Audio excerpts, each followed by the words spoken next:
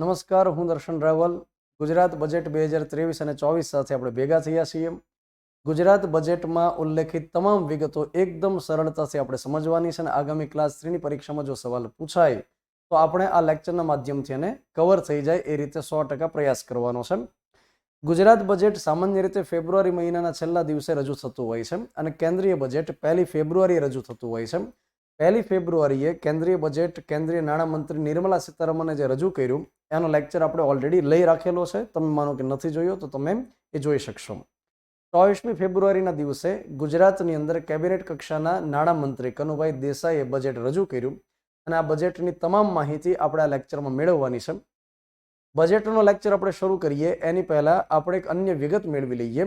વર્લ્ડિંગ box academy દ્વારા બિન સચિવાલયની પરીક્ષામાં, પીએસઆઈ એએસઆઈની પરીક્ષામાં અને કોન્સ્ટેબલની પરીક્ષામાં ખૂબ સારું પરિણામ મેળવ્યું છે. હજુ આગામી સમયમાં ઉત્તરોત્તર એમાં વધારો કરવા માટે અમે કાર્યરત છીએ, એના માટે કાર્યશીલ છીએ અને અમારી મહત્વાકાંક્ષા છે કે ખૂબ સારું પરિણામ મળે. કેમ કે કોઈ પણ સંસ્થા હશે એ હંમેશા એના રિઝલ્ટના કારણે આગળ વધશે, એ નહીં કે એના ઝગમગાના કારણે કે સેન્ટ્રલ એસીના કારણે આગળ વધે. તો આપણે શું કરવાનું છે કે હંમેશા વિદ્યાર્થીઓ માટે કાર્યરત રહી અને ખૂબ સારું પરિણામ કાઢવાનું છે. જે વિદ્યાર્થીઓએ પરિણામ કાઢ્યું છે એની એક ઝાંખી જો હું તમને કરાવું તો બિન સચિવાલય ક્લાર્કમાં વર્લ્ડિંગ બોક્સ એકેડમી ભાવનગર અને ગાંધીનગરનું જે સંયુક્ત પરિણામ છે એ આગળ દેખાડવામાં આવેલું છે. તો જેટલા વિદ્યાર્થીઓ પાસ થયા છે એ તમામ વિદ્યાર્થીઓને આ લેક્ચરના માધ્યમથી અભિનંદન પાઠવું છું. વર્લ્ડિંગ બોક્સ એકેડમી ભાવનગરના વિદ્યાર્થીઓની સાથે રૂબરૂ થવાનો મોકો મળેલો છે. એ વિદ્યાર્થીઓ મને મળ્યા છે, પરંતુ અન્ય વિદ્યાર્થીઓની સાથે હું મુલાકાત નથી કરી શક્યો. તો આ લેક્ચરના માધ્યમથી એમને હું અભિનંદન આપું છું. તો બિન સચિવાલય ક્લાર્કનું આ રિઝલ્ટ છે. ત્યાર પછી પીએસઆઈ અને એએસઆઈની અંદર પણ આપણને ખૂબ સારું પરિણામ મળ્યું છે અને પૂરા 53 વિદ્યાર્થીઓને આપણે પાસ કરાવ્યા છે. હા, એ વાત અલગ છે કે હંમેશા સંસ્થાનો જે ફાળો હોય એની કરતાં વિદ્યાર્થીઓનો ફાળો વધારે રહેતો હોય છે. એકેડેમી હંમેશા જે મહેનત કરે એની કરતાં વિદ્યાર્થીઓનો જો વધારે ફાળો હોય, વધારે મહેનત હોય તો જ રિઝલ્ટ કાઢી શકે. તો તમામ વિદ્યાર્થીઓની પણ સાથે ખૂબ સારી મહેનત હતી અને એ પોતે પરિણામ સુધી પહોંચ્યા. ત્યાર પછી કોન્સ્ટેબલની અંદર તો આપણે ખૂબ સારું ઝળહળતું પરિણામ કાઢ્યું છે અને 142 જેટલા વિદ્યાર્થીઓ એવા છે કે જેમને અત્યારે મેડિકલ પૂરી થઈ ગઈ હોય અથવા તો ઓર્ડર મળી ગયો હોય. 142 વિદ્યાર્થીઓ. એ સિવાયના પણ ઘણા વિદ્યાર્થીઓ કોન્સ્ટેબલમાં પાસ થયા છે, પરંતુ એમણે કોન્સ્ટેબલ સિલેક્ટ કરવાની જગ્યાએ અન્ય કોઈ પરીક્ષામાં એમણે પોતાનું નામ રજીસ્ટર કરાવ્યું હોય, જેમ કે સિનિયર ક્લાર્ક હોય, બિન સચિવાલય હોય વગેરે. તો 142 એવા છે કે જેમને આમાં અત્યારે બોલાવવામાં આવતા હોય. તો આ તમામ વિદ્યાર્થી મિત્રોને અભિનંદન છે. સાથે આગળ પણ આ પ્રકારનું પરિણામ મેળવીએ એના માટે અમે કાર્યશીલ છીએ. ત્યાર પછી વર્લ્ડિંગ બોક્સ એકેડમી ભાવનગર ખાતે એક પીએસઆઈ બેચ શરૂ કરી છે અને સાથે કોન્સ્ટેબલની એક બેચ શરૂ કરી છે. પીએસઆઈનો ટાઈમ 1 થી લઈ અને 4નો છે અને કોન્સ્ટેબલ માટે 10:30 થી લઈ 12:30નો ટાઈમ છે. વિદ્યાર્થીઓ તૈયારીમાં જે જોડાતા હોય એમાં બે પ્રકાર હોય છે. કેટલાક લોંગ ટર્મની બેચમાં જોડાય છે જેમને સારું પરિણામ મળે, કેટલાક શોર્ટ ટર્મની બેચમાં જોડાય જેમને પરિણામ મળતા વાર લાગતી હોય છે. જ્યારે ફિઝિકલ કમ્પ્લીટ થાય ત્યાર પછી લેખિત પરીક્ષાની આડે 2, 2.5, 3 મહિનાનો સમયગાળો રહેતો હોય ત્યારે એક સાથે ઘણા વિદ્યાર્થીઓ તૈયારીમાં જોડાય. એમનું પરિણામ કાઢવું એ અમારા માટે કાઠું હોય છે. તો અત્યારે તૈયારી માટેનો ગોલ્ડન ટાઈમ છે. વિદ્યાર્થીઓ જોડાય, જેને એકદમ આરામથી અભ્યાસક્રમ પૂરો કરીએ, સાથે રિવિઝન પણ કરાવી શકીએ. તો આ પ્રકારની 2 બેચ વર્લ્ડિંગ બોક્સ એકેડમી ભાવનગર ખાતે શરૂ છે. ડેમો લેક્ચર અવેલેબલ છે, આવી શકો, વધુ માહિતી મેળવી શકો. ત્યાર પછી જનરલ બેચનો પ્રારંભ ટૂંક સમયની અંદર અમે કરવાના છીએ અને આ જે જનરલ બેચ છે એમાં અત્યારે અમે ડેટ કે ટાઈમ ડિક્લેર કર્યો નથી, કેમ કે એકેડમી ભાવનગરની અંદર કોઈ સ્લોટ અવેલેબલ નથી સવારે 8 થી રાત્રે 8 સુધી કે જેમાં અમે બેચ મૂકી શકીએ. પણ ટૂંક સમયની અંદર એક બેચ પૂર્ણ થશે જેની જગ્યાએ અમે બેચ મૂકવાના છીએ. તો વિદ્યાર્થીઓ વધુ માહિતી માટે એકેડમીનો સંપર્ક કરી શકે. એ જ રીતે ગાંધીનગર ખાતે એક ત્રીજી પીએસસીની બેચ શરૂ થઈ રહી છે અને એ જે ત્રીજી પીએસસીની બેચ છે એનો સમયગાળો છે 6 થી લઈ અને 8 અને તારીખ છે 2 માર્ચ. એક જનરલ બેચ નવી શરૂ થવા જઈ રહી છે 16મી માર્ચ. તો જનરલ બેચ અથવા પીએસસીની બેચમાં જેમને એડમિશન લેવાના છે એ વધુ માહિતી માટે જે તે સંબંધિત એકેડમીની અંદર વધુ માહિતી મેળવી શકશે. તો આ જાહેરાત આપણે પહેલા લઈ લીધી જેથી કરીને નોન સ્ટોપ આપણે બજેટની ચર્ચા કરી શકીએ. તો બજેટ માટે એકદમ તૈયાર થઈ જાઓ. નોટબુક અને પેન લઈ એક વખત તમે નોટ ડાઉન કરી લેશો તો કોઈ ચિંતા નહીં રહે. બજેટને તમે જ્યારે પરીક્ષા દેવા જાઓ ત્યારે એકવાર રિવાઇઝ કરી લેવાનું, એકવાર નજર ફેરવી લેવાની. શરૂ લેક્ચરે તમે વિડીયોને પોઝ કરી અને માહિતી મેળવી શકશો. ગુજરાત બજેટમાં આ વખતે એટલી બધી નવી યોજના, પહેલ કે પ્રોજેક્ટનો ઉલ્લેખ નથી થયો. જૂની જેટલી યોજનાઓ છે એના માટે રૂપિયાની ફાળવણી કરવામાં આવી. તો તમારે ખાલી ખોટા આંકડાઓ પાકા નથી કરવાના કે આ યોજના માટે આટલા કરોડ, આ પ્રોજેક્ટ માટે આટલા કરોડ. આ પ્રકારને તમારી જે એનર્જી છે ને વેસ્ટ નથી કરવાની. પણ હું તમને જે કહીશ એ આંકડાઓ તમારે યાદ રાખી લેવાના છે. બજેટની અંદર જે તે કાર્યરત યોજનાઓ હોય છે એના માત્ર નામ અને કેટલા કરોડ ફાળવ્યા એની વિગત હોય છે. પણ મેં તમારા માટે યોજનાઓની વિગત પણ અહીંયા લખીને લાવ્યો છું, તો જેથી કરીને પરીક્ષામાં જો પૂછાય તો આપણને એ ખ્યાલ રહેશે. શરૂ કરીએ એક પછી વિગતો. સૌથી પહેલા બજેટનું કદ કેટલું રહેલું છે? તો બજેટ 2023-24. 2023-24 નો મતલબ શું થશે? આપણું જે નાણાકીય વર્ષ છે એ 1 એપ્રિલથી શરૂ થાય છે. તો 1 એપ્રિલ 2023 થી લઈ અને 31 માર્ચ 2024 સુધીના સમયગાળા દરમિયાન સરકારને આવક અને જાવક કેટલી થશે એના અંદાજો આ બજેટની અંદર આપવામાં આવેલા છે. તો એને કહેવાય બજેટ 2023 અને 24. કદ રહેલું છે 3,01,022 કરોડનું. મતલબ કે આ આંકડો પરીક્ષામાં જે તે સમય પૂછવામાં પણ આવેલો, મતલબ આની અગાઉના બજેટનો આંકડો 3,01,022 કરોડનું બજેટ છે. અને ગયા વખતનું જે બજેટ હતું એની કરતાં 23.38% વધારો કરવામાં આવ્યો છે. સાથે જ્યારે ગુજરાત રાજ્યની રચના થાય છે 1 મે 1960ના દિવસે સાબરમતી આશ્રમની અંદર રવિશંકર મહારાજના હસ્તે જ્યારે ઉદ્ઘાટન થાય છે અને જીવરાજ નારાયણ મહેતા ગુજરાતના સૌપ્રથમ મુખ્યમંત્રી બને છે, તો ગુજરાતનું જે સૌપ્રથમ બજેટ રજૂ કરવામાં આવેલું એનું કદ હતું 114.92 કરોડ. અને અત્યારે હાલનું જે બજેટ છે એનું કદ છે 3,01,022 કરોડનું આ કદ છે જે પરીક્ષામાં પૂછાઈ શકે. સાથે બજેટના મુખ્ય 3 પ્રકાર છે. એક છે પુરાંતવાળું બજેટ, એક છે ખાધવાળું બજેટ, એક છે સમતોલ બજેટ. પુરાંતવાળું બજેટ આપણે એને કહી શકીએ કે જેની અંદર સરકારને આવક વધુ થશે, ખર્ચ ઓછો થશે. ખાધવાળું બજેટ એને કહીએ કે સરકારને આવક કમ્પેરેટિવલી ઓછી છે, ખર્ચ વધુ છે. અને સમતોલ બજેટ એને કહેવાય કે આવક અને જાવક બંને એક સમાન છે. કેન્દ્ર સરકારનું બજેટ સામાન્ય રીતે ખાધવાળું રહેતું હોય છે. ગુજરાત સરકારનું બજેટ સામાન્ય રીતે પુરાંતવાળું રહેતું હોય છે. 2023 અને 24ના બજેટની અંદર કેટલી પુરાંત રહેશે એવું અનુમાન છે? 916.87 કરોડની પુરાંત રહેશે. મતલબ કે સરકારને ખર્ચ જે કરે એની કરતાં આટલી આવક વધુ રહેશે એવું અનુમાન છે. ત્યાર પછી મૂડી ખર્ચની અંદર ગયા વર્ષ કરતાં 91% વધારો આ વખતે કર્યો છે. અને આ વખતે મૂડી ખર્ચ સરકાર કેટલો કરશે આ વર્ષની અંદર? 72,509 કરોડનો મૂડીગત ખર્ચ કરશે. ખર્ચ 2 પ્રકારના હોય છે. એકને આપણે કહીએ છીએ મૂડીગત ખર્ચ અને બીજાને આપણે કહીએ છીએ મહેસૂલી ખર્ચ. આ બંનેમાં ફરક શું હોય છે?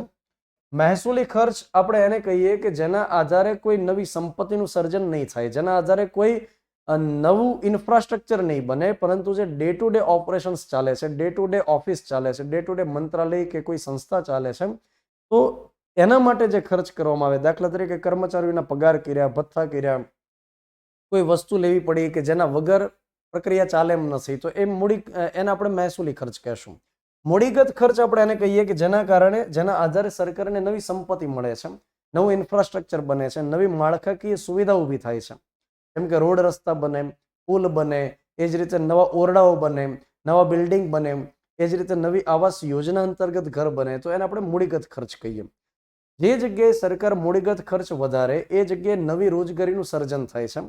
તો આ વખતે મૂડીગત ખર્ચમાં 91% વધારો કર્યો અને મસ્ત મોટું બજેટ ફાળવી દીધું છે. મતલબ રોજગારીની નવી તક સર્જાશે એવું સરકારનું કહેવું છે. ત્યાર પછી અહીં આગળ શું કહે છે? પ્રવર્તમાન વેરાની અંદર ખાસ કોઈ આ વખતે ફેરફાર નથી કર્યો, પરંતુ હા એટલું કર્યું છે કે જે સીએનજી ઉપર અત્યાર સુધી વેલ્યુ એડેડ ટેક્સ લાગતો હતો 15%, એને 10% ઘટાડી અને 5% કરી દેવામાં આવશે.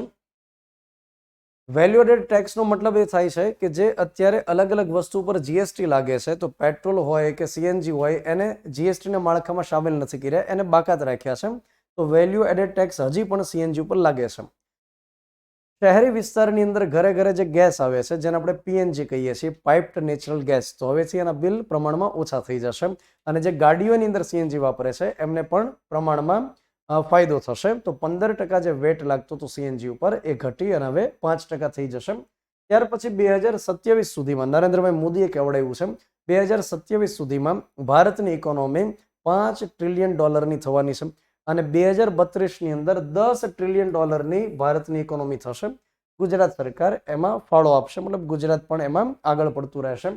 દેશની કુલ વસ્તીના 5% વસ્તી ગુજરાત ધરાવે છે, પણ તેમ છતાં દેશની અંદર 2021-22માં જે જીડીપી નોંધવામાં આવ્યું, જીડીપીનો મતલબ થાય છે ગ્રોસ ડોમેસ્ટિક પ્રોડક્શન, અને જીડીપીનો અર્થ એ થાય કે એક નાણાકીય વર્ષ દરમિયાન, એટલે કે 1 એપ્રિલથી લઈ 31 માર્ચ સુધીમાં એક નાણાકીય વર્ષમાં દેશની સરહદમાં જેટલી સેવાનું ઉત્પાદન થયું, જેટલી વસ્તુનું ઉત્પાદન થયું, એનું બજાર કિંમત જે આપણે કાઢીએ એને જીડીપી કહેવાય. ને એ જીડીપીની અંદર ગુજરાતનો ફાળો કેટલો રહ્યો? 8.36%. તો આ એક આંકડો પણ આપણે યાદ રાખવો જોઈએ.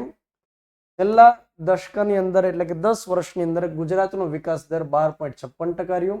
ત્યાર પછી આગામી વર્ષની અંદર દેશનો જે વિકાસ દર હશે એમાં 10% ફાળો ગુજરાતનો રહેશે. આ પ્રકારે લક્ષ્યાંક છે. સાથે જાહેરાત આ પ્રકારની મતલબ અગાઉ પણ થયેલી છે અને અત્યારે પણ હાલમાં બજેટમાં કહેવામાં આવ્યું કે 2023ની અંદર G20ની યજમાની ભારત દેશ કરી રહ્યું છે. G20 નો અર્થ આપણે કરીએ છીએ ગ્રુપ ઓફ 20s, વિશ્વની 20 સૌથી મોટી અર્થવ્યવસ્થાનું એક સંગઠન, જેને આપણે G20 કહીએ છીએ, જેમાં 19 દેશ છે અને એક યુરોપિયન યુનિયન છે, એમ કરીને G20 બને છે. ભારત માટે ગૌરવ સમાન ઘટના છે કે 20 મોટી અર્થવ્યવસ્થા ધરાવતા દેશોની લગાતાર મીટિંગ્સ અત્યારે ભારતની અંદર યોજાઈ રહી છે. આગળ જતા શિખર સંમેલન થશે, એટલે કે 20 જે રહેલા છે એમના જે ટોચના પદાધિકારીઓ હોય, રાષ્ટ્રપતિ અથવા તો વડાપ્રધાન, એની મીટિંગ થશે, શિખર સંમેલન થશે.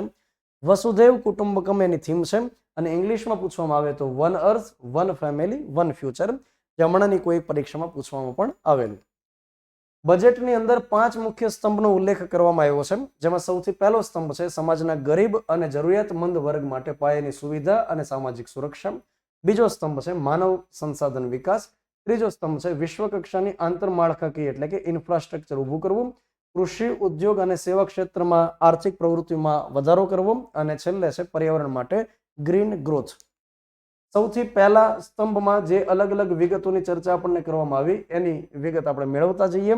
હવે મિત્રો આપણું બજેટ એકચ્યુઅલમાં શરૂ થાય છે. અલગ અલગ યોજનાઓનો મારો ચાલશે અને વચ્ચે વચ્ચે તમારે વિડીયોને પોઝ કરી લખવો હોય તો લખજો, વચ્ચે વચ્ચે તમારે ઊંડો શ્વાસ લેવો હોય તો ઊંડો શ્વાસ લેજો. સૌથી પહેલી યોજના રાષ્ટ્રીય વૃદ્ધ પેન્શન યોજના. રાષ્ટ્રીય વૃદ્ધ પેન્શન યોજના કેન્દ્ર સરકારની યોજના છે, જેનો ઉલ્લેખ ગુજરાત બજેટમાં કરવામાં આવ્યો. 60 વર્ષ કે વધુ ઉંમરના વ્યક્તિઓને કેન્દ્ર સરકાર તરફથી પેન્શન આપવામાં આવે છે અને માસિક 750 રૂપિયા એમને મળવાપાત્ર થશે. કન્ડિશન છે કે એ પરિવાર બીપીએલ ને બિલોંગ કરતો હોય, બિલો પોવર્ટી લાઇનમાંથી હોય, ગરીબી રેખા નીચે જીવતા વૃદ્ધ વ્યક્તિ હોય 60 વર્ષથી ઉપરના, તો એમને માસિક 750 રૂપિયા આપવામાં આવતા હોય છે.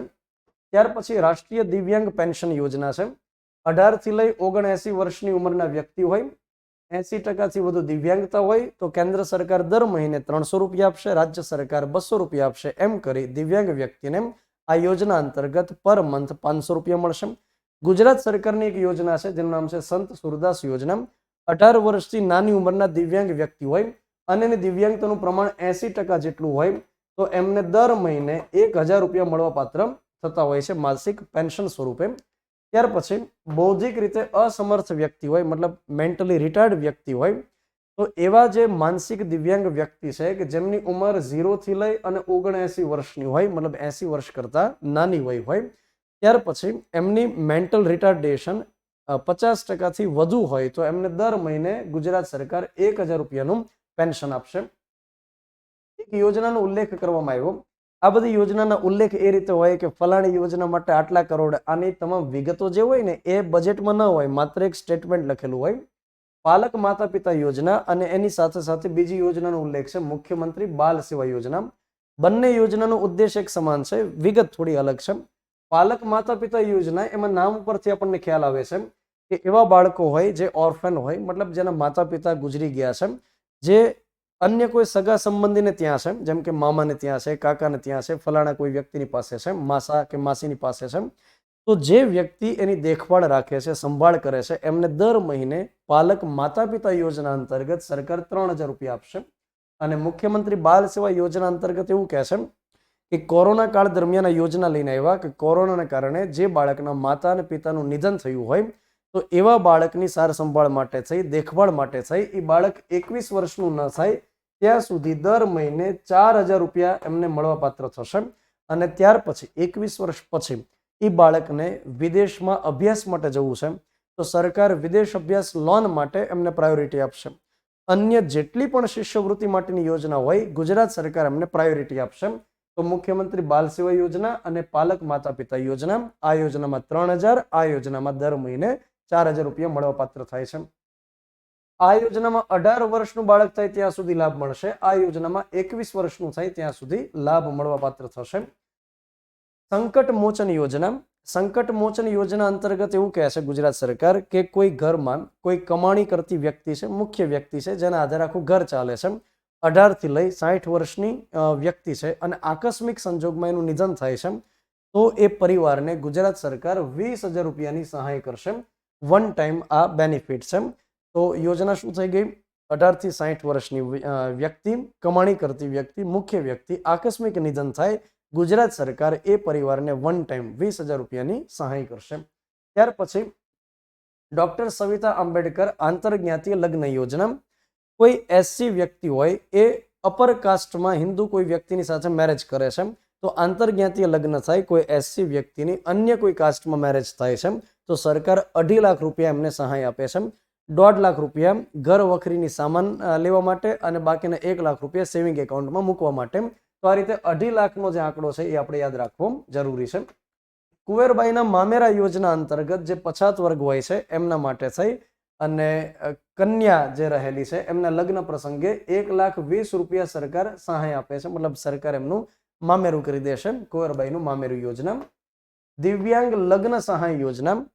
ગુજરાતની અંદર કોઈ દિવ્યાંગ વ્યક્તિ અન્ય દિવ્યાંગ વ્યક્તિ સાથે પરણે છે તો બંને વ્યક્તિને 50 અને 50,000 રૂપિયા મતલબ 1 લાખ રૂપિયા મળશે. અને કોઈ દિવ્યાંગ વ્યક્તિ કોઈ સામાન્ય વ્યક્તિ સાથે લગ્ન કરશે તો એ કેસમાં 50,000 રૂપિયા સહાય મળવા પાત્ર થશે. તો આજે આર્થિક સહાય કેટલી મળે છે એ આંકડાઓ આપણને યાદ હોવા જરૂરી છે. 7 ફેરા સમૂહ લગ્ન યોજના. 7 ફેરા લખે છે પરંતુ ફેરવવામાં આવે છે 4 ફેરા, પરંતુ તેમ છતાં 7 ફેરા લખે છે. સમૂહ લગ્ન યોજના. સરકાર પ્રોત્સાહન આપે છે કે સમૂહમાં લગ્ન કરાવો જેથી કરી ઇન્ડિવિડ્યુઅલ કોઈને ખર્ચ ન આવે. તો 7 ફેરા સમૂહ લગ્ન યોજના અંતર્ગત એવું કહે છે કે સમૂહ લગ્ન એટલે માત્ર 2 કે 3 ને લગ્ન કરાવે એમ નહીં, ઓછામાં ઓછા 10 જેટલા કપલના લગ્ન થવા જોઈએ. અને સમૂહ લગ્ન જો થાય તો એ સમયે કપલમાં કન્યાના નામે ચેક આપવામાં આવશે, પુરુષના નામે નહીં, કન્યાના નામે ચેક આપવામાં આવશે 10,000 રૂપિયાનો. અને જે સંસ્થા આ રીતે સમૂહ લગ્ન કરાવડાવે છે એમને કપલ દીઠ 2,000 રૂપિયા પરંતુ 50,000ની મર્યાદામાં એમને સહાય આપવામાં આવશે. ત્યાર પછી પીએમ યશસ્વી યોજના. યશસ્વીનું પૂરું નામ યાદ રાખો અને પીએમ યશસ્વી યોજનાનો મુખ્ય ઉદ્દેશ શું રહેલો છે એ આપણે યાદ રાખી લ્યો. યશસ્વીનું પૂરું નામ થાય છે યંગ એચીવર્સ સ્કીમ.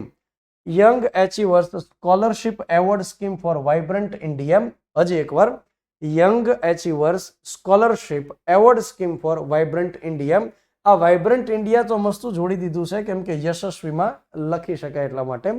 તો આ યોજના સ્પેશિયલી એવા વિદ્યાર્થીઓ માટે છે કે જે ધોરણ 9, 10, 11 અને 12 ની અંદર ભણતા હોય એમને સ્કોલરશિપ શિષ્યવૃત્તિ આપવા માટેની યોજના છે. એવા વિદ્યાર્થીઓને સ્કોલરશિપ મળશે જે વિદ્યાર્થીઓ ભણવામાં બ્રિલિયન્ટ હોય અને ખૂબ સારા હોશિયાર હોય. ધોરણ 8 કમ્પ્લીટ થાય એટલે એમની એક પરીક્ષા લેવામાં આવશે અને પરીક્ષાના આધારે ચોક્કસ વિદ્યાર્થીઓની પસંદગી થશે.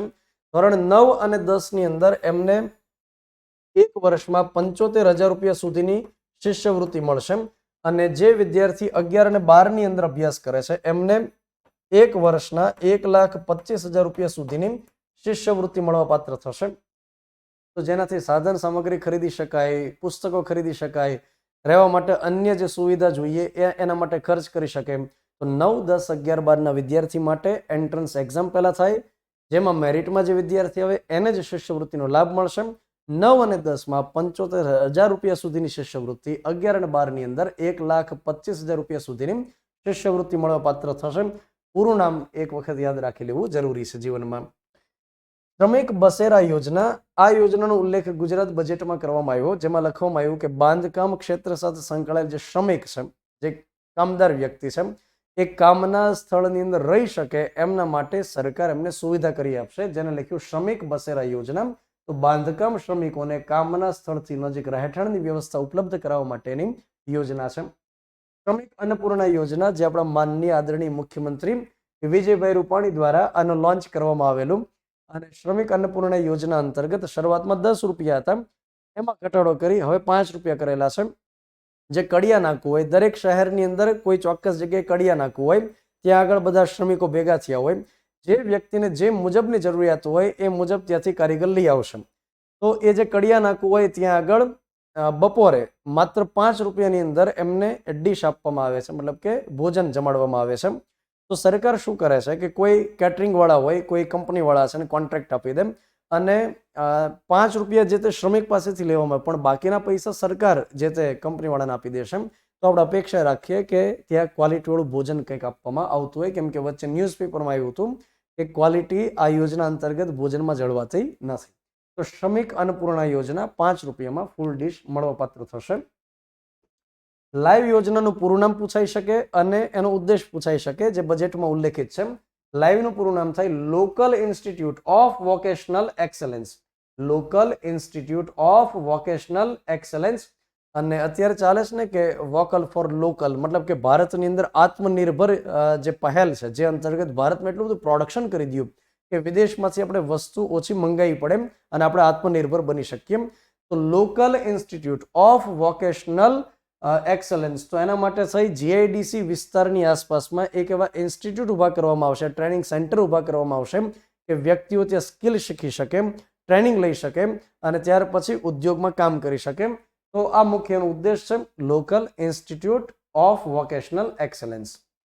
અત્યારે હાલમાં ડ્રોન ટેકનોલોજીનો ઉપયોગ વધતો જાય છે. લગ્નમાં વિડીયોગ્રાફી માટે તો થતો હતો, ત્યાર પછી હવે સંરક્ષણમાં ઉપયોગ થાય છે, ત્યાર પછી કૃષિ ક્ષેત્રે પણ ઉપયોગ થાય છે. જેમ કે રાજસ્થાનની સરકારે એવી યોજના બનાવી છે કે ડ્રોનનો ઉપયોગ ભાડેથી ખેડૂતો કરી શકશે. અને જ્યારે કોઈ દવા છાંટવી હોય ખેતીવાડીમાં, બહુ મોટું વિશાળ ખેતર હોય, માનવ સંસાધન મળે એમ ન હોય, તો ડ્રોનનો ઉપયોગ કરવાનો છે. ગુજરાત સરકારે ડ્રોન મેન્યુફેક્ચર થાય અને ડ્રોન ટેકનોલોજી માણસો શીખે એના માટે ડ્રોન મંત્ર શરૂ કરવાની વાત કરી છે. મતલબ આ એક પહેલ હશે. તેનું પૂરું નામ થાય drone manufacturing and training laboratory. Drone manufacturing and training laboratory ઊભી કરવામાં આવશે. ત્યાર પછી શિક્ષણ વિભાગની આ યોજના છે mission school of excellence. Mission school of excellence Gujarat સરકાર વર્લ્ડ બેંકની મદદથી અત્યારે શરૂ કરે છે, મતલબ શરૂ થઈ ચૂકેલું છે. 2020 થી આગામી 5 વર્ષ માટેની આ એક યોજના કહી શકીએ, એક પ્રોજેક્ટ કહી શકીએ, જેમાં અલગ અલગ સ્કૂલને આધુનિક બનાવવાની વાત કરવામાં આવી છે. સ્માર્ટ ક્લાસરૂમ ઊભા કરવા, લેબોરેટરી ઊભી કરવી, ત્યાર પછી જ્ઞાનકુંજ પ્રોજેક્ટ અંતર્ગત ધોરણ 6, 7, 8ની અંદર પ્રોજેક્ટરનો ઉપયોગ કરવો, કમ્પ્યુટરનો ઉપયોગ કરવો, ડિજિટલી શિક્ષણ કેમ આપી શકાય. તો એના માટે સરકારે 10,000 કરોડનું ટોટલ બજેટ ફાળવ્યું છે. તો દર વર્ષે આ મિશન સ્કૂલ ઓફ એક્સેલન્સ આવશે. કટકે જે રૂપિયા ફાળવ્યા છે એનો ઉલ્લેખ આવશે. 20,000 જેટલી મોટી શાળાઓમાં 50,000 જેટલા નવા વર્ગખંડ ઊભા કરવાના છે, 15,000 જેટલા જ્ઞાનકુંજ સ્માર્ટ ક્લાસરૂમ ઊભા કરવાના છે, 20,000 જેટલી કમ્પ્યુટર લેબ ઊભી કરવાની છે, 5,000 જેટલી સ્ટેમ લેબ ઊભી કરવાની છે. સ્ટેમ લેબનો મતલબ થશે science, technology, engineering, maths lab, એને આપણે સ્ટેમ લેબ કહેશું. ત્યાર પછી આ એક સરસ કોન્સેપ્ટ છે જેનું નામ છે જ્ઞાન સેતુ ડે સ્કૂલ. ખાનગી શાળાઓએ ડે સ્કૂલનો કોન્સેપ્ટ આખો ઊભો કર્યો. પહેલા શું હતું કે સવારે 7 થી 1 વાગ્યા સુધી સ્કૂલમાં જાય, પછી ઘરે જતા રહે. પણ ડે સ્કૂલમાં શું થઈ ગયું કે સવારમાં 2 લેક્ચર આવે, ત્યાર પછી રીડિંગ કોઈ કરાવવા માટે આવે, વળી પાછું 1 લેક્ચર બપોરે આવે, વળી પાછું 2 કલાકનું રીડિંગ થાય ને સાંજે 1 લેક્ચર આવે, પછી ઘરે છોડી દેવામાં આવે. તો આખો દિવસ ત્યાં રાખે, ત્યાં ભણાવે, ત્યાં એમને પાકું કરાવે. ઘરે માત્ર સુવા માટે જાય ડે સ્કૂલ. સરકાર હવે એવું વિચારે છે કે આપણે તે સરકારી ઢબે ડે સ્કૂલ ઊભી કરીએ. તો સરકારી ઢબે જે ડે સ્કૂલ ઊભી થાય એનું નામ આપ્યું છે જ્ઞાન સેતુ ડે સ્કૂલ. આમાં સરકાર શું કરશે? ભાગીદારી કરશે. કોઈ અલગ અલગ સંસ્થાની સ્કૂલ હશે તો એમની સાથે ભાગીદારી કરશે. ધોરણ 6 થી લઈ અને 12 ધોરણ સુધી માટે આ ડે સ્કૂલ રહેશે. ધોરણ 6, 7, 8, 9, 10, 11, 12 માટે હશે. અને એવા વિદ્યાર્થીઓને જ્ઞાન સેતુ ડે સ્કૂલમાં એડમિશન મળશે કે જે વિદ્યાર્થી ધોરણ 1 થી 5 એ ભણ્યો છે સરકારી નિશાળમાં અથવા તો ગ્રાન્ટેડ શાળામાં ભણ્યો છે. ખાનગી વાળા વિદ્યાર્થીને એડમિશન નહીં મળે. 5 ધોરણ કમ્પ્લીટ થાય પછી સરકાર એક એન્ટ્રન્સ એક્ઝામ લેશે. એન્ટ્રન્સ એક્ઝામની અંદર જે વિદ્યાર્થી પાસ થશે, મેરિટમાં આવશે, એમને જ્ઞાન સેતુ ડે સ્કૂલમાં એડમિશન મળશે. અને કોઈ સંસ્થા ચલાવતી હશે ત્યારે પર યર પર સ્ટુડન્ટ સરકાર 20,000 રૂપિયા આપશે. તો આ રીતે આ સ્કૂલ ચાલવાની છે, જ્ઞાન સેતુ ડે સ્કૂલ.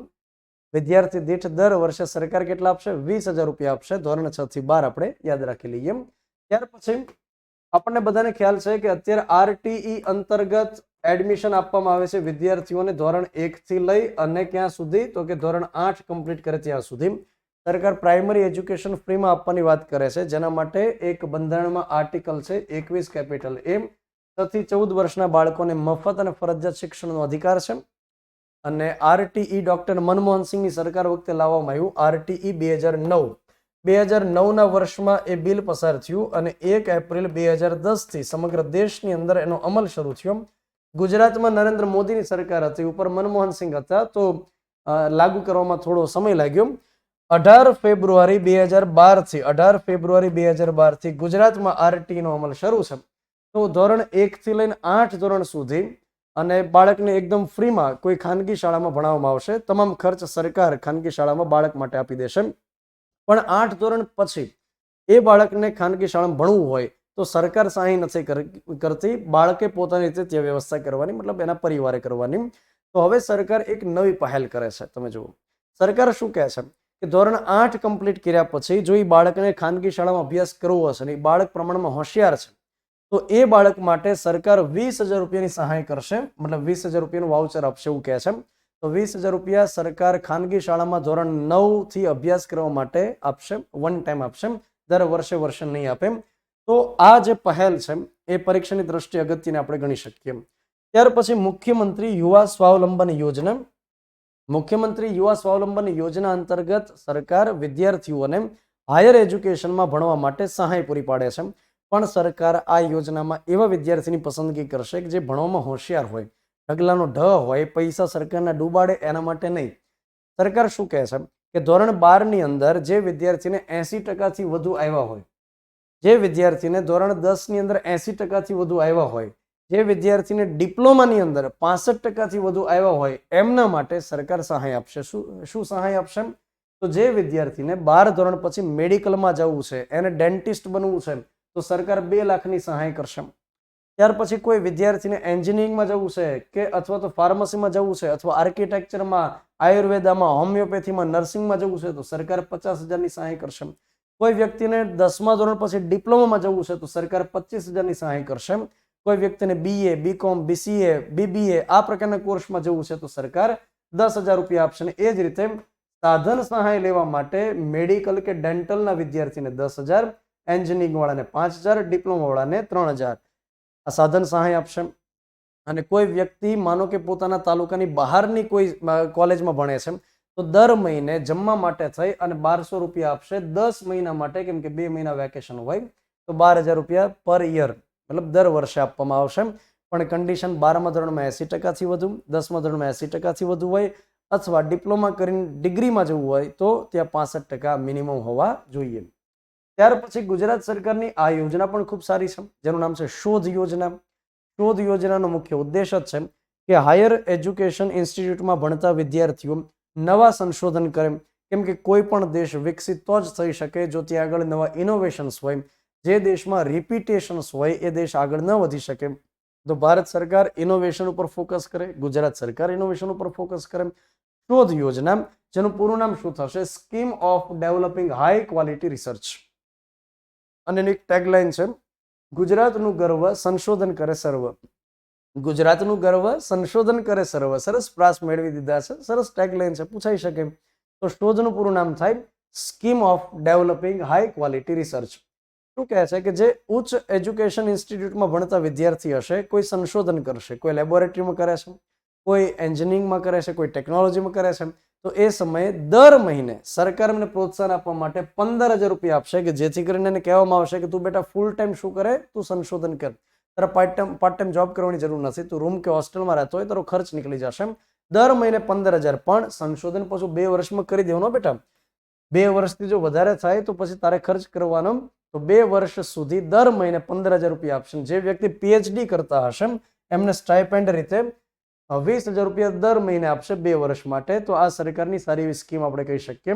તો શોધનું પૂરું નામ શું થશે? શોધનું પૂરું નામ થશે scheme for developing high quality research. ત્યાર પછી સ્વયં સર્ટિફિકેટ સ્કોલરશિપ યોજના. આ સ્વયંનું પૂરું નામ હમણાંની કોઈ એક પરીક્ષામાં પૂછવામાં આવ્યું. સ્વયંનું પૂરું નામ એકવાર હું જોઈ દઉં અને ત્યાર પછી આપણે એનો કોન્સેપ્ટ સમજી લઈએ. તો સ્વયંનું પૂરું નામ થાય છે study webs of active learning for aspiring minds. મતલબ study webs of active learning for young aspiring minds. Swayam portal એક આવતું હોય છે, સ્વયં એક વેબસાઇટ હોય છે. તમે ગૂગલની અંદર સર્ચ કરશો સ્વયં તો તમને પહેલી લિંક મળી જશે. એમાં તમે જશો તો તમને અલગ અલગ વિડીયો કોર્સ મળશે. જે વિદ્યાર્થી રેગ્યુલર સ્ટડી નથી કરી શકતા, જેમને એક્સટર્નલમાં રહી અને અભ્યાસ કરવો છે, તો જે વ્યક્તિ ઓપન યુનિવર્સિટીમાં એડમિશન લે છે, માત્ર એક્ઝામ દેવા માટે જાય છે, માત્ર એ સબમિશન માટે જાય છે, તો એવા વિદ્યાર્થીઓને જો ભણવું હોય, ખરેખર એમને સ્ટડી કરવું હોય, તો ફ્રીમાં વિડીયો કોર્સ માટેનું આ એક પ્લેટફોર્મ છે જેને કહેવાય સ્વયં. જેમ તમે વર્લ્ડ ઇન બોક્સની માય ક્લાસ એપ્લિકેશનમાં વિડીયો લેક્ચર જોવો છો, એની જેમ આ સરકાર તરફથી ફ્રીમાં આપવામાં આવતા વિડીયો કોર્સ છે. તો અલગ અલગ વિદ્યાર્થીઓ સ્વયંમાં જઈ અને પોતે વિડીયો લેક્ચર્સ જોવે, કોર્સ કરે ત્યાં આગળ, તો એમને સરકાર શું કરે છે? સર્ટિફિકેટ આપે છે અને સ્કોલરશિપ આપે છે. તો સ્વયંનું પૂરું નામ આપણને ચોક્કસથી પૂછાઈ શકે. ત્યાર પછી ગુજરાત સરકારની આ એક યોજના છે જેનું નામ છે શ્રેષ્ઠ ગુજરાત યોજના. શ્રેષ્ઠ ગુજરાત યોજના હેલ્થ માટેની યોજના છે. અત્યારે ગુજરાત સરકાર હેલ્થને લોકો સુધી જે પહોંચાડે છે, તમને ખ્યાલ હશે કે આશા વર્કર છે એ ડોર ટુ ડોર જાય અને ત્યાં આગળ એ સંપર્ક સાધે છે. ત્યાર પછી કોઈ વેક્સિનેશનના કાર્યક્રમ હોય કે XYZ કોઈ હેલ્થની કોઈ યોજના હશે, તો એના માટે સરકાર પોતાનું જે માળખું રહેલું છે એને વધુ સુદૃઢ કરવા માટે થઈ અને શ્રેષ્ઠ ગુજરાત યોજના લઈ આવી છે. શ્રેષ્ઠ ગુજરાત યોજના માટે વર્લ્ડ બેંક તરફથી આપણને નાણાકીય સહાય મળી રહી છે. અને આનું પૂરું નામ શું થશે? પૂરું નામ થશે સિસ્ટમ રિફોર્મ્સ એન્ડેવર. મતલબ કે જે સિસ્ટમ અત્યારે હેલ્થની શરૂ છે એમાં તમારે રિફોર્મ કરવાના છે. એન્ડેવરનો મતલબ થાય કંઈક હાંસલ કરવા માટે જે પ્રયાસ કરવો, એને એન્ડેવર કહેશું. સિસ્ટમ રિફોર્મ્સ એન્ડેવર ફોર શેના માટે? ટ્રાન્સફોર્મ્ડ મતલબ બદલાવ શેમાં? Health achievements in Gujarat. તો પૂરું નામ આપણે પરીક્ષાની દ્રષ્ટિએ યાદ રાખીએ. ત્યાર પછી અલગ અલગ મેડિકલ કોલેજ ઊભી કરવાની વાત કરે છે અને આમાંથી તમને ચોક્કસ સવાલ પૂછાશે કે નીચેનામાંથી કઈ જગ્યાએ નવી મેડિકલ કોલેજ ઊભી કરવાની વાત બજેટમાં કરવામાં આવી છે? 4 જગ્યાએ નવી મેડિકલ ઊભી થશે, મેડિકલ કોલેજ ઊભી થશે. અરવલ્લી, છોટાઉદેપુર, મહીસાગર અને ડાંગ, આ 4 જગ્યાએ નવી મેડિકલ કોલેજ ઊભી થશે. એ જ રીતે 2 જગ્યાએ લેબોરેટરી ઊભી કરવાની વાત છે, એક રાજકોટમાં, એક સુરતમાં, કે જે દવાઓનું અને ખોરાકનું પરીક્ષણ કરી શકે. એના માટે 2 જગ્યાએ લેબોરેટરી બનશે, એક રાજકોટમાં અને સુરત ખાતે. ત્યાર પછી ગુજરાત બજેટમાં એક વાતનો ઉલ્લેખ કરવામાં આવ્યો કે 1000 પુરુષોના જન્મ થાય એની સામે સ્ત્રીઓના જે જન્મ થાય છે, તો એમાં વર્ષ 2001ની સિચ્યુએશનમાં 802 એ જન્મદર હતો, જ્યારે 2020ની અંદર વધી અને 965 નોંધવામાં આવ્યો છે. તો આ વાતનો ઉલ્લેખ આપણા નાણામંત્રી કનુભાઈ દેસાઈ બજેટની અંદર કર્યો. તો બની શકે આ આંકડો પૂછાય. 2001માં 802 હતો, જે 2020ની અંદર વધી 965 જોવા મળ્યો છે. એક યોજના ગુજરાત સરકારની શરૂ છે જેનું નામ છે ગંગા સ્વરૂપા યોજના. ગુજરાતની અંદર જે વિધવા બહેનો છે એમને માસિક પેન્શન મળી રહે એના માટેની સ્કીમ છે અને જેમાં દર મહિને ગુજરાત સરકાર 1250 રૂપિયા અત્યારે આપે છે, 1250 રૂપિયા આપે છે. એક સરસ યોજના છે મુખ્યમંત્રી માતૃશક્તિ યોજના. આ યોજના અંતર્ગત ગુજરાત સરકાર શું કરે છે કે જે સગર્ભા મહિલા હોય એમને 1000 દિવસ સુધી દર મહિને 2 કિલોગ્રામ ચણા, 1 કિલોગ્રામ તુવેર દાળ અને 1 લીટર શીંગ તેલ એકદમ ફ્રીમાં નિઃશુલ્ક આપે છે.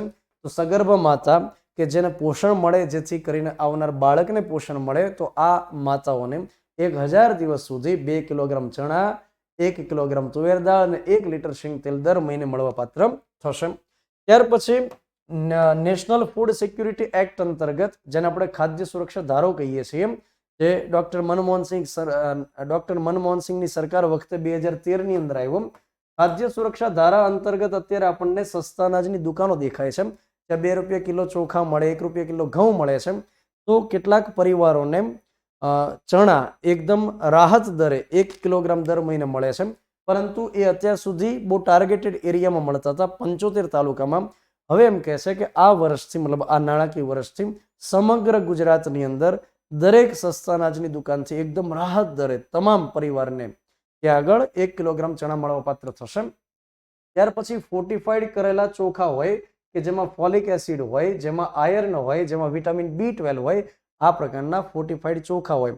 અત્યાર સુધી સમગ્ર રાજ્યમાં નહોતા આપવામાં આવતા, પરંતુ હવે એમ કહેશે ફોર્ટિફાઈડ ચોખાઓ સમગ્ર રાજ્યની અંદર રાહત દરે આપવામાં આવશે. ત્યાર પછી તમને એ પણ ખ્યાલ હશે કે યુનાઇટેડ નેશન્સ ઓર્ગેનાઇઝેશન તરફથી 2023નું જે વર્ષ છે એને મિલેટ ઈયર તરીકે ઘોષિત કર્યું છે. અને મિલેટને આપણે કહી શકીએ જાડુ ધાન્ય, જેમાં બાજરી હોય, જેમાં જુવાર હોય, જેમાં રાગી હોય, આ બધાનો સમાવેશ થાય છે. અને ભૂખમરાને જો દૂર કરવો હશે તો એના માટે જાડા ધાન્ય એકમાત્ર વિકલ્પ છે. તો જાડુ ધાન્ય વધુને વધુ ઉગાડે, વધુને વધુ ઉપયોગ કરે, જેના માટે થઈ અને 2023ના વર્ષને મિલેટ ઈયર તરીકે ઘોષિત કર્યું છે, જેને ભારત સરકારે શ્રી અન્ન કીધું છે. ગુજરાત સરકારે શ્રી અન્ન કહી દીધું છે. તો શ્રી અન્નના વિકાસ થાય એના માટે પ્રોત્સાહન અત્યારે ઓલરેડી સરકાર આપે છે, પણ સસ્તા અનાજની દુકાનોમાં પણ આ પ્રકારનું જાડુ ધાન્યની હવેથી વહેંચણી કરવામાં આવશે. ત્યાર પછી બજેટમાં લખવામાં આવ્યું અલગ અલગ જગ્યાએ મ્યુઝિયમ બનાવવામાં આવશે, સંગ્રહાલય બનાવવામાં આવશે. વડનગર ખાતે પુરાતાત્વિક અનુભૂતિ સંગ્રહાલય અને સાથે તાનારીરી સંગીત સંગ્રહાલય બનશે. એકતા નગરની અંદર કેવડિયા કોલોની ખાતે ગુજરાત વંદના અને દેશી રજવાડાનું સંગ્રહાલય બનશે. દ્વારકાની અંદર શ્રી કૃષ્ણના જીવન ચરિત્રો પર આધારિત મ્યુઝિયમ બનશે.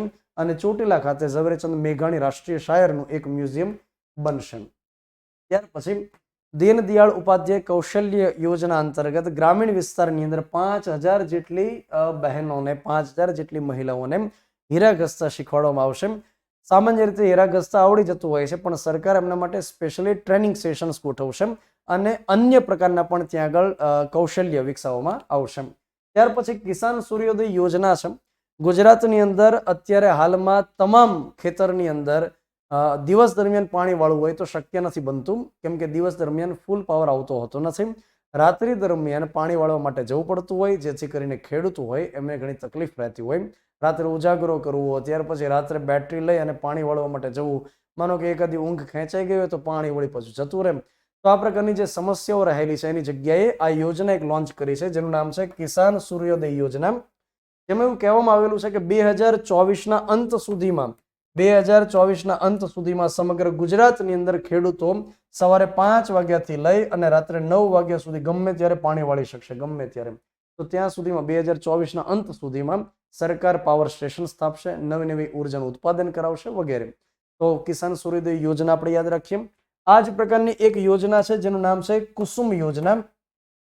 કુસુમમાંથી પૂરું નામ પરીક્ષામાં પૂછવામાં આવેલું છે, જેનું પૂરું નામ થાય કિસાન ઉર્જા સુરક્ષા એવં ઉત્થાન મહાઅભિયાન. કિસાન ઉર્જા સુરક્ષા એવં ઉત્થાન મહાઅભિયાન. અને કુસુમ યોજના અંતર્ગત ખેડૂતોને સોલાર પંપ ખરીદવા હોય તો એના માટે રાહત આપતી યોજના છે. 100 રૂપિયાનો જો પંપ માટે ખર્ચ થાય એમાંથી 60% સરકાર સબસિડી આપી દેશે. સબસિડીનો મતલબ થાય સરકાર પૈસા આપી દેશે, ખેડૂતોએ નહીં કાઢવાના. 100 રૂપિયાનો ખર્ચ થાય એમાંથી 60 રૂપિયા જે તે ખેડૂતોના ખાતામાં સરકાર આપી દેશે. બાકીના જે સાહેબ 40 રૂપિયા વધ્યા એમાંથી 30 રૂપિયા બેંક લોન આપી દેશે, પોતાના ઘરના એ સમય કાઢવાના 10 રૂપિયા. તો આ પ્રકારની યોજના છે કુસુમ યોજના, કિસાન ઉર્જા સુરક્ષા એવં ઉત્થાન મહાઅભિયાન. ત્યાર પછી પરિક્રમા પથ યોજના. પરિક્રમા પથ યોજના 3 વર્ષ માટે લાગુ કરેલી છે. અને પરિક્રમા પથ અંતર્ગત એવું કહે છે કે જે સીમાવર્તી ગામડાઓ છે, જે દૂર સુદૂરના ગામડાઓ છે, જ્યાં સુધી હજી સડક બની નથી, તો એવા વિસ્તારને સડક સાથે જોડવામાં આવશે. 3 વર્ષ માટેની યોજના પરિક્રમા પથ યોજના. ત્યાર પછી શું કીધું, રાજકોટ ખાતે જે એરપોર્ટ બની રહ્યું છે એ છેલ્લા ફેઝમાં છે. કેશોદનું જે એરપોર્ટ છે એને વિસ્તૃત કરવામાં આવશે અને દ્વારકાની અંદર નવું એરપોર્ટ ઊભું કરવામાં આવશે. તો દ્વારકા નગરી જે રહેલી છે શ્રી કૃષ્ણ માટેની જાણીતી નગરી છે, તો ત્યાં આગળ સોલાર સિટી બનાવવા માટે પહેલ શરૂ છે. જેમ મોઢેરાને સૂર્યગામ બનાવ્યું એમ દ્વારકાને સોલાર સિટી બનાવવાની પહેલ અત્યારે સરકારની શરૂ છે. નવું એરપોર્ટ બનાવવામાં આવશે, આ પ્રકારનો ઉલ્લેખ છે. નરેન્દ્રભાઈ મોદી ભાવનગર આવ્યા હતા અને એમણે શું કર્યું હતું, એમણે સીએનજી ટર્મિનલ માટેનું ખાતમુહૂર્ત કર્યું હતું. તો આ વાતનો ઉલ્લેખ કરવામાં આવ્યો. ભાવનગર ખાતે વિશ્વનું પ્રથમ સીએનજી ટર્મિનલ બનશે. ત્યાર પછી આ ગયા વખતે પણ ચર્ચા હતી, સચાણા શિપ બ્રેકિંગ યાર્ડ ખાતે શિપ બ્રેકિંગની પ્રવૃત્તિ ફરીવાર શરૂ કરવામાં આવશે, જેના માટે કેટલાક કરોડનું બજેટ ફાળવી દીધું છે.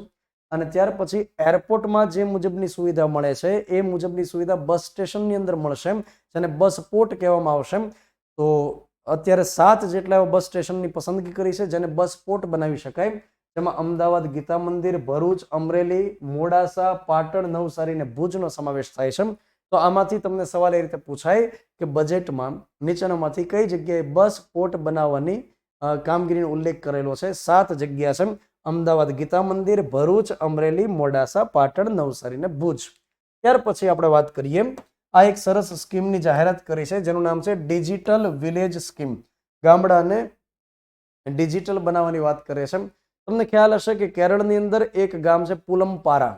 આ પુલમપારામાંથી સવાલ પરીક્ષામાં પૂછાઈ ગયો કે ત્યાં આગળ ડિજિટલ વિલેજ બનાવવામાં આવ્યું છે કે ત્યાં તમામ વ્યક્તિઓને ડિજિટલી મતલબ કમ્પ્યુટર સાક્ષરતા છે. એમ અત્યારે અહીંયા સ્કીમનો ઉલ્લેખ કર્યો, ડિજિટલ વિલેજ સ્કીમ.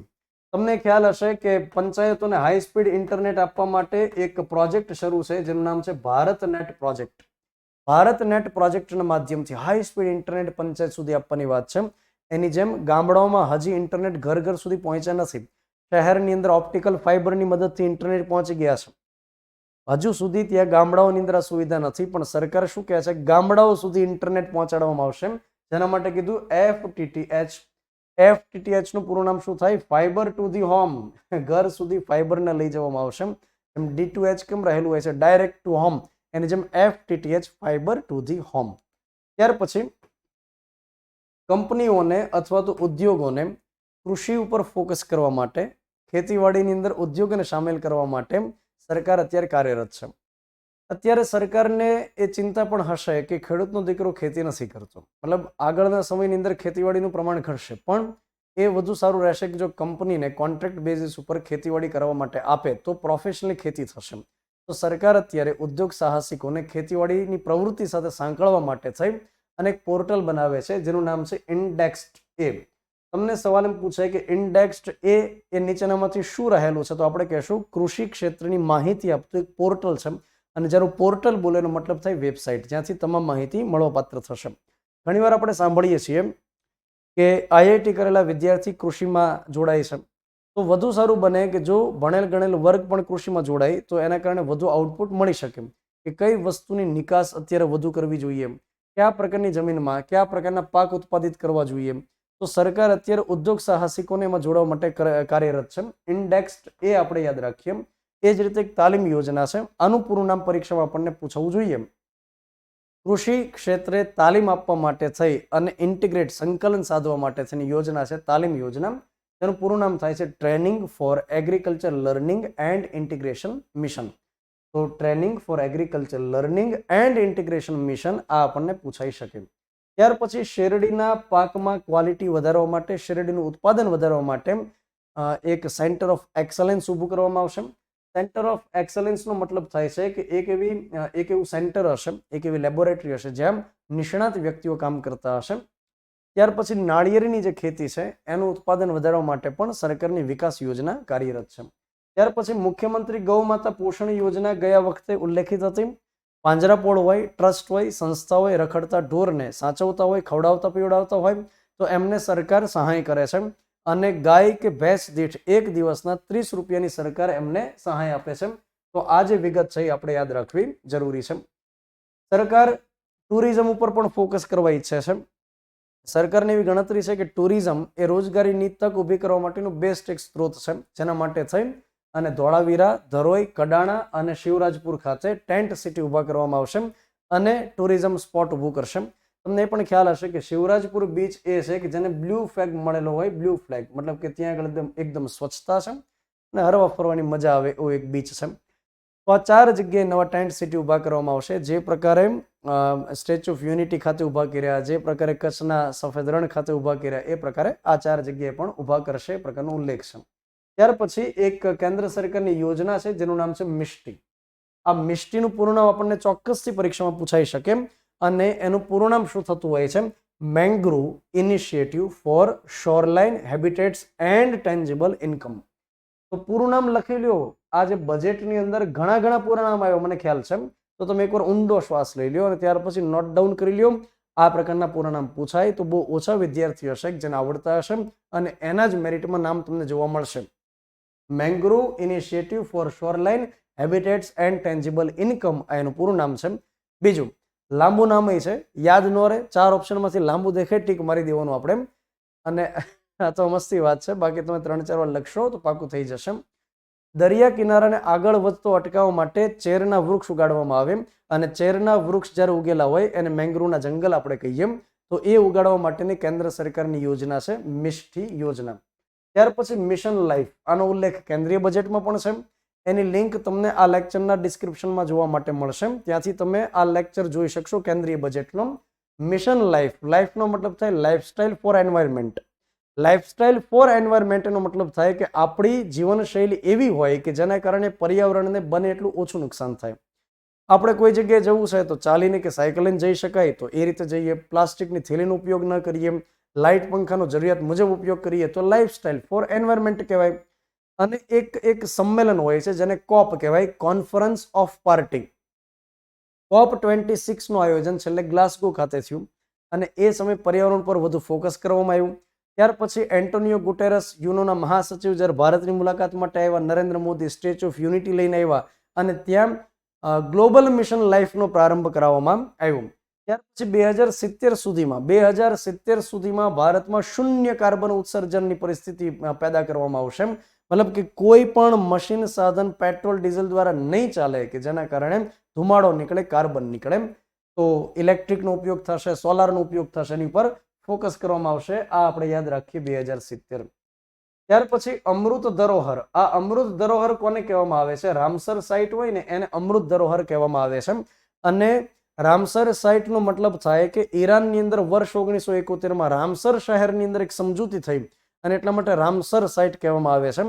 જે વેટલેન્ડ્સ હોય, જે ભીની જમીન હોય, જે વેટલેન્ડ હોય, જેને આપણે આર્દ્ર ભૂમિ કહીએ, ખાસ કરીને તળાવ, સરોવરની આસપાસની જે જમીન હોય એને આપણે આર્દ્ર ભૂમિ કહીએ. અને જે જગ્યાએ વેટલેન્ડ હોય ત્યાં ઇકોસિસ્ટમ ને પર્યાવરણ સારી રીતે બેલેન્સ થયેલું હોય છે, તો એમની જાળવણી થાય એ પણ જરૂરી છે. ગુજરાતમાં અત્યારે 4 આવી રામસર સાઇટ છે. સમગ્ર ભારતની વાત કરીએ તો એમાં 75 જેટલી રામસર સાઇટ છે. આઝાદી કા અમૃત મહોત્સવની ઉજવણી શરૂ રહેલી છે અને 75ની થીમ જોડાયેલી છે. દરેક ઉજવણીમાં 75 હોય છે.